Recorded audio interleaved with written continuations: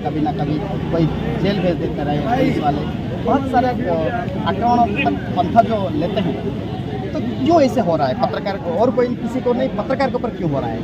लोकतंत्र में सबसे पहली बात कि पत्रकारों को चौथा स्तंभ माना गया है, और इसी तारतम्य में जब किसी भी खोजी रिपोर्टर को अपने कार्य क्षेत्र में जाकर कुछ सच्चाइयाँ सामने लानी होती है, तो जो आपराधिक प्रकरण में शामिल होते हैं, चाहे खनन माफिया हो चाहे और भी लोग हों, वो पत्रकारों को विभिन्न प्रकार से प्रताड़ित करते हैं, और पुलिस प्रशासन भी शायद उनका साथ देती है।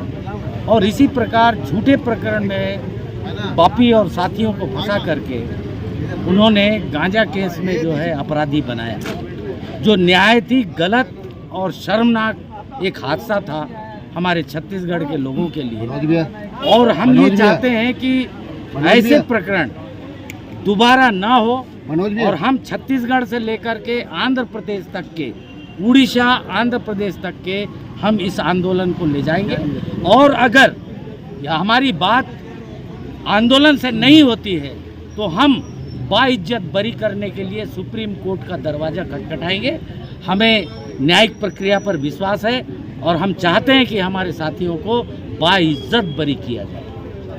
पत्रकार महासंघ जी नमस्ते। जो 9 तारीख को जो घटना हुआ था रेती चालान में, दूसरी जगह को छत्तीसगढ़ से आंध्र लेके जा रहे थे या तेलंगाना लेके जा रहे थे पत्रकार लोग के, वो उसको खुलासा करने के लिए, बाद में क्या हुआ, और दोनों का बीच में मतलब बाली जो रेती लेके जा रहे थे और हमारा पत्रकार जो बंधु जा रहे थे, दोनों का बीच में कुछ हुआ, बाद में पुलिस आ गए और बीच में गिर गए पत्रकार। तो जो घटना हुआ था, तो और क्या क्या घटना घटा जो हमारा पत्रकार बंधु ने अरेस्ट हो गया? देखिए, जो घटना यहाँ पर सुकमा में घटित हुई है, उस मामले की तह तक के यहाँ स्थानीय न होने के कारण मुझे जानकारी तो नहीं, लेकिन पत्रकार महासंघ छत्तीसगढ़ का प्रदेश अध्यक्ष होने के नाते इस क्षेत्र से, इस जिले से जो जानकारी उस तक पहुँची है, उसमें जो अप्रिय घटना घटित हमारे पत्रकार साथियों के प्रति घटित हुई है, वो बेहद ही निंदनीय है। और केवल हम एक ही संगठन नहीं, छत्तीसगढ़ राज्य ही नहीं, बल्कि अंतर्राष्ट्रीय स्तर पे जितने भी संगठन हैं, जितने भी पत्रकार समूह हैं, वो सारे के सारे इनका घोर निंदा करते हैं। और यदि न्यायिक इंसाफ नहीं मिलता है, यदि इन्हें बाइज्जत बरी नहीं की जाती है, तो यह अंतर्राष्ट्रीय पत्रकार संघ के समूचे जो संगठन है, वह सुप्रीम कोर्ट का दरवाजा खटखटाएंगे। से एक साजिशन उन्हें फंसाया गया, ये बहुत दुखदायी है। और पत्रकारों के संदर्भ में, क्योंकि मुझे भी लगता है कि यहाँ पर जितने पत्रकार बैठे हैं, शायद उसमें से 10 या 12 पत्रकार ही सीनियर टीम में मेरे से होंगे, लेकिन मुझे भी 25 साल इस पत्रकारिता में हो चुका है कि हमने कई बार पुलिस के लिए भी, पुलिस के जब अपहरण होता था उसमें भी हमने काम किया। कलेक्टर साहब के अपहरण में भी हमारे पत्रकार साथियों ने, मलकानगिरी हो चाहे सुकमा के मेनन साहब हो।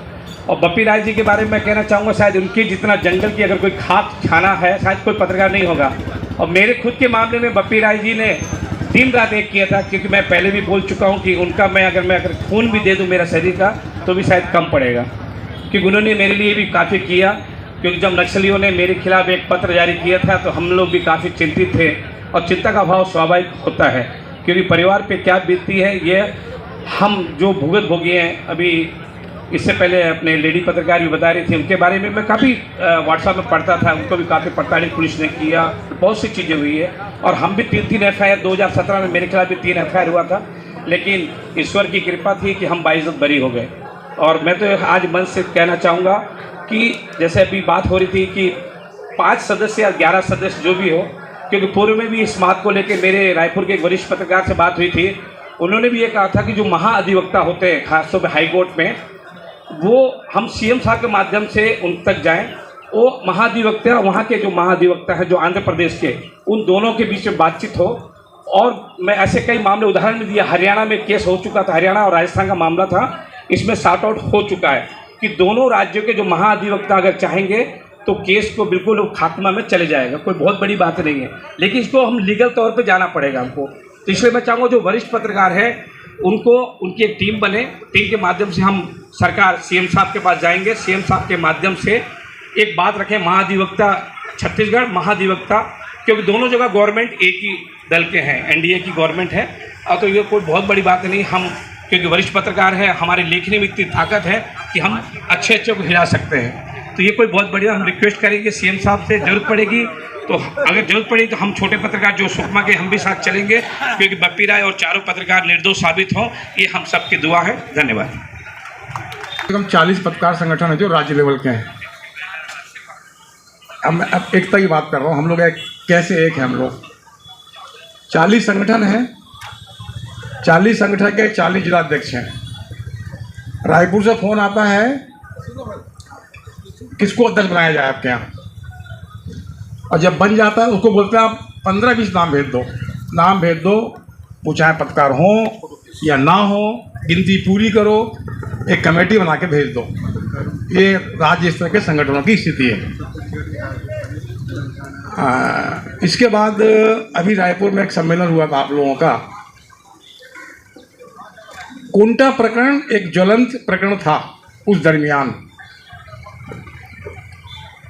काफ़ी बड़ा प्रोग्राम हुआ, आप लोगों का देखा वहाँ पे। उन्होंने ज्ञापन दिया गवर्नमेंट को, उस ज्ञापन में कोंटा प्रकरण छोड़िए आप, कोंटा शब्द भी लिखा हुआ नहीं था, जबकि उस दरमियान इससे बड़ा मुद्दा पूरे देश में कोई नहीं था।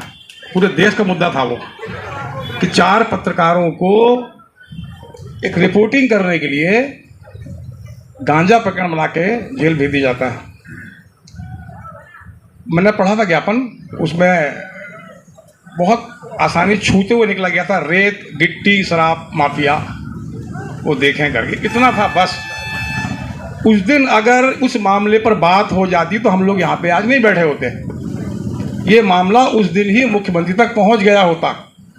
मैं देख रहा था वहाँ पे रैली निकल रही थी, दौड़ रहे हैं पत्रकार लोग, अब बैनर लिए हुए थे, और ये मुझे लगा कि अब पूरा मुख्यमंत्री निवास की एक ईंट उठा के लाएंगे लोग। फिर बाद में मालूम पड़ा कि ईंट तो छोड़ो, वहाँ से रेत के दाने भी लेके नहीं आ पाए। बहुत बुरी बात बोल रहा हूँ, मुझे मालूम, जान रहा हूँ मैं, कड़वा लगता होगा, दुख भी होता होगा। इसके बाद मैं आता हूँ कि लिखने की आज़ादी। हम जिनको यूट्यूबर और पोर्टल वाला कहते हैं, वास्तविक में पत्रकार वही हैं। बाकी लोग नौकर हैं अखबारों के, जिनको लिखने की कोई आज़ादी नहीं है, उनकी हिम्मत नहीं कि लिख दें कुछ। वो मालिक उनको 1 घंटे में नौकरी निकाल देगा। वो नौकरी कर रहे हैं, पत्रकारिता नहीं कर रहे हैं, वो खबरें भेजते हैं, और एक उनकी लिमिट है, उस लिमिट से ऊपर जा नहीं सकते। अभी अगर मैं इतने लोग बैठे हैं यहाँ पे, पूरे प्रदेश के हैं, 4 प्रदेशों के लोग हैं। अगर मैं कह दूं कि कल का दिन बस्तर संभाग का कोई भी पत्रकार अपने संस्थान में कोई समाचार नहीं भेजेगा, कितने लोगों की हिम्मत है ऐसा करने की? कौन कौन कर सकता है? कोई नहीं कर सकता। जो अखबार में नौकरी कर रहे हैं उनकी हिम्मत नहीं करने की। हम एकता की बात कर रहे हैं, आप लड़ने जा रहे हैं, लड़ाई लड़ना है। मैं कहता हूँ आप लोगों से कोई क्यों डरे?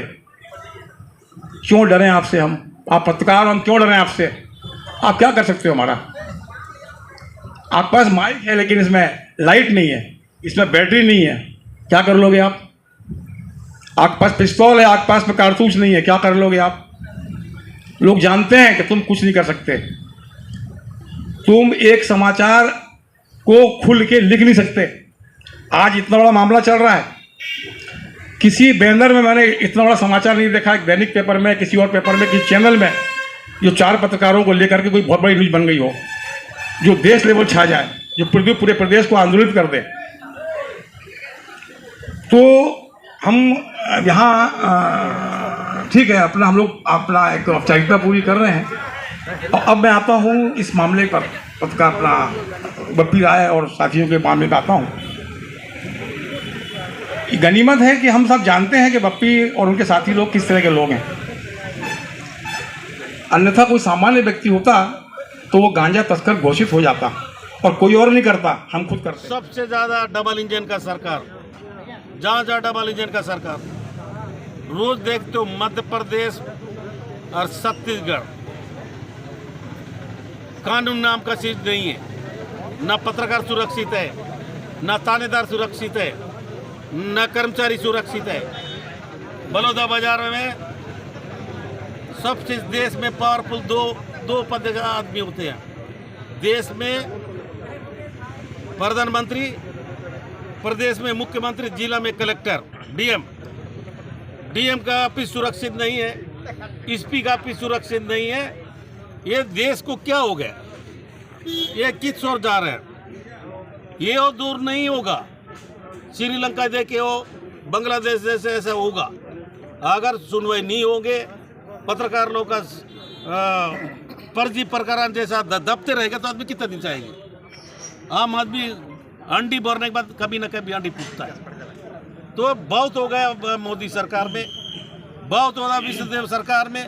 काम धंधा तो आई नहीं, हजारों आदमी को जेल भेजना, फर्जी मुठभेड़ करना, इनका एक धंधा बन चुका है, फर्जी पचाना। यहाँ पर हमारा सुकमा जिला में हम लोग को शर्म लगता है, एक आश्रम हॉस्टल सुरक्षित नहीं है।